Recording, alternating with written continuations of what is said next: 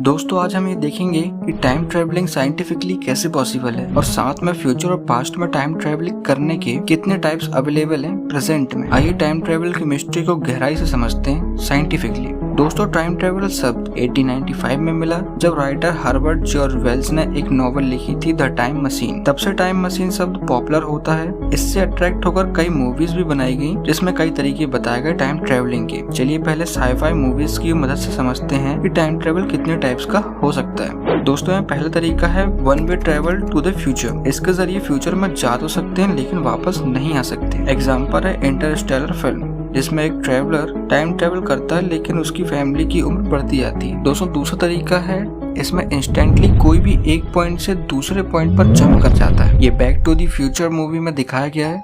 दोस्तों तीसरा तरीका है आप स्टिल खड़े हैं लेकिन आपके आसपास टाइम मूव कर रहा है। ये दिखाया गया है हैरी पॉटर में। तो वही चौथा तरीका है स्लो टाइम ट्रेवल। दोस्तों ये 2004 में प्राइमर फिल्म में दिखाया गया है। मतलब इसमें जितनी भी देर आप बॉक्स पर रहेंगे उतने समय आप पीछे होते जाएंगे। दोस्तों अब आप ये बोलेंगे कि ये सब पॉसिबल ही नहीं है, मूवीज में तो कुछ भी दिखाया जाता है, तो ऐसा नहीं है। चलिए देखते हैं कि आज के समय में या भविष्य में टाइम ट्रेवलिंग कैसे कर सकते हैं। ब्रॉडली देखा जाए तो टाइम ट्रेवलिंग दो प्रकार के हो सकते हैं, पहला फ्यूचर में और दूसरा पास्ट में टाइम ट्रेवलिंग। चलिए पहले बात करते हैं फ्यूचर में टाइम ट्रेवलिंग कैसे कर सकते हैं। दोस्तों साइंटिफिकली फ्यूचर ट्रैवलिंग की जो थ्योरी है वो मिलती है एल्बर्ट आइंस्टाइन की थ्योरी ऑफ स्पेशल रिलेटिविटी से। आइंस्टाइन से पहले माना जाता था कि टाइम तो कांस्टेंट है, मतलब आप धरती पर हो, मार्स पर हो या ब्लैक होल के आसपास हो, टाइम तो कांस्टेंट है। दुनिया के मोस्ट कॉमन मैथमेटिशियन और फिजिशियन आइजैक न्यूटन ने ये बात कही थी। इसके अनुसार आप स्पेस में किसी भी स्पीड या पोजीशन में हो लेकिन फ्लो ऑफ टाइम कांस्टेंट रहेगा। एल्बर्ट आइंस्टाइन वो पहले वैज्ञानिक थे जिन्होंने कहा न्यूटन सर आप गलत हो, टाइम कांस्टेंट नहीं होता। जैसे नदी का पानी कहीं धीमा फ्लो करता है तो कहीं फास्ट, ऐसे ही टाइम है, कभी वो स्लो हो जाता है तो कभी तेज चलता है, depending upon speed and gravity. जी हाँ दोस्तों,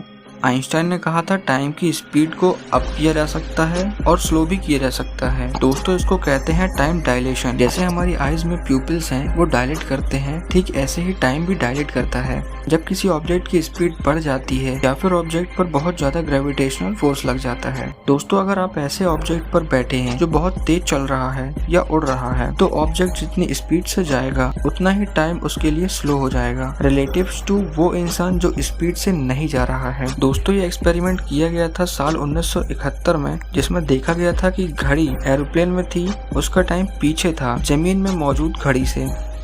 इस एक्सपेरिमेंट को हाफले कीटिंग एक्सपेरिमेंट कहा गया था और इसने आइंस्टाइन की थ्योरी को सही प्रूफ किया था। इसका मतलब ये है कि जब हम जमीन से एरोप्लेन वाली घड़ी को देखें तब टाइम डायलेशन होगा, लेकिन ये एरोप्लेन में बैठे इंसान के लिए नॉर्मल स्पीड से ही चल रही होगी। मतलब इस थ्योरी को देखें तो हमें एक ऐसा रॉकेट चाहिए जो लाइट की स्पीड से ट्रेवल करता हो और आप उस पर बैठकर 10 साल तक स्पेस में रहेंगे, फिर आप वापस धरती पर आएंगे तो जो आपको समय दिखेगा वो 9000 साल बाद का होगा। दोस्तों अभी तक आप ये तो समझ ही गए होंगे कि टाइम ट्रेवलिंग अभी भी पॉसिबल है, पर लाइट की स्पीड से तेज वाला एयरक्राफ्ट अभी नहीं है। दोस्तों दूसरा तरीका भी आइंस्टाइन ने बताया था टाइम ट्रेवलिंग का, जो है ग्रेविटेशनल फोर्स का इस्तेमाल करके। मतलब जहाँ पर ज्यादा ग्रेविटी वहाँ पर टाइम डायलेशन होगा। एक उदाहरण से समझो कि एक मैस है जिस पर बॉल्स रखे हैं, जितनी भारी ये बॉल्स होंगी उतनी ज्यादा मैस अंदर जाएगी और जितना ज्यादा मास एक बॉल में होगा उतना ज्यादा उसका ग्रेविटेशनल फोर्स होगा। धरती का ग्रेविटेशनल फोर्स है वो कम है और सूरज का ग्रेविटेशनल फोर्स काफी ज्यादा है। तो जितना ज्यादा आप ऐसे ग्रह के पास जाएंगे जिसका ग्रेविटेशनल फोर्स ज्यादा हो उसका टाइम आपके लिए उतना ही स्लो होता जाएगा। इसका मतलब ये कि आप टाइम ट्रेवल करना चाहते हैं तो समय बताइए जुपिटर के पास या सन के पास या फिर ऐसे ऑब्जेक्ट जिसका ग्रेविटेशनल फोर्स बहुत ही ज्यादा हो, यानी कि ब्लैक होल। दोस्तों ब्लैक होल के पास आपका टाइम बहुत धीरे ट्रेवल करेगा। इसी कॉन्सेप्ट को इंटरस्टेलर फिल्म में भी दिखाया गया है। दोस्तों इस वीडियो में इतना ही। आगे की नॉलेज और मिस्ट्री को हम नेक्स्ट वीडियो में डिस्कस करेंगे। दोस्तों आपका बहुमूल्य समय देने के लिए धन्यवाद। वीडियो पसंद आई हो तो लाइक और चैनल को सब्सक्राइब जरूर कीजिएगा और अपने दोस्तों के पास शेयर करना मत भूलिएगा।